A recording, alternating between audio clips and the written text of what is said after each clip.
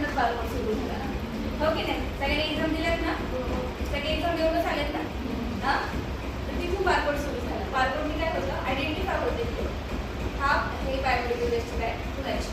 त्यामुळे प्रत्येक ते मॅन्डेटरी आहे की प्रत्येक हॉस्पिटलला एक बायोमेडिकल वेस्टसाठी आपल्याला बारकोड प्रोव्हाइड केलेलं असतं. त्यामध्ये आपल्या हॉस्पिटलचे नाव असतं.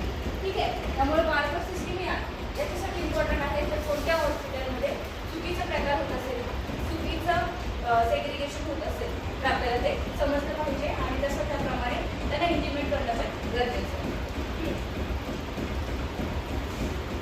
सगळ्यांना समजलं अशी मी आशा करते. बरोबर आहे का? फक्त एकदा बघू कोणत्या कलर कोडमध्ये काय येतं. येलोमध्ये काय येतं, infectious waste, pathological waste, anatomical waste, त्याच्यामध्ये काय ॲम्प्युटेड पार्ट असेल, ऑर्गन असेल, body parts, tissue, human tissues. Okay, नंतर सॉईल वेस्ट, त्याच्यामध्ये तुमचं बॉडी फ्लुइड्स वगैरे सगळं येतात. Expired medicines, okay, discarded linen, mattresses, ठीक आहे, मायक्रोबायोलॉजी, बायोटेक्नॉलॉजी आणि अदर लॅबोरेटरी वेस्ट. ठीक आहे, रेडमध्ये काय काय येतं, IV bottle setting, catheter setting, IV set setting, disposable syringes without needle, आणि plastic bottle, blood bag. Blood bag आपण सेपरेट देतो इथं. ठीक आहे, त्यानंतर ब्ल्यू कशासाठी असतो, ॲपल्स वगैरे जे काही साठी आपण वापरतो.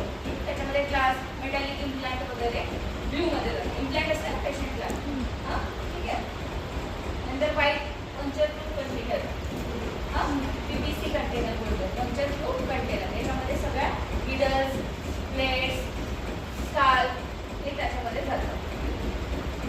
आणि ब्लॅक काय, जनरल वेस्ट. आपण मग अशी एक व्हिडिओ पाहिला, त्याच्यामध्ये एक ब्लॅक कलरचं मागून डोकत होता. तो काय म्हणतो, हा मीच बिरादरी की नाहीये, म्हणजे बायोमेडिकल वेस्टमध्ये ब्लॅक येत नाहीये. बरोबर, त्यामुळे आता आपल्याला लास्ट एक कलर कोडिंग शिकलो. कलर कोडिंग पण काय काय, बायोमेडिकल वेस्ट आहे येलो, रेड, ब्ल्यू आणि white puncture proof container. Black हा काय, त्याला इकडे इन्क्लूड करायचं नाही. समजलं सगळ्यांना? याच्यामध्ये कुणाला काही प्रॉब्लेम्स, काही समजलं नाही किंवा तुमच्या काही शंका असेल, बाबा हे कशात डिस्कार्ड करायचं असं काही आहे का? सगळे बघतेच उद्या आपल्याला काही असतं ना. बऱ्याच जणांचं असं होतं की आपण जे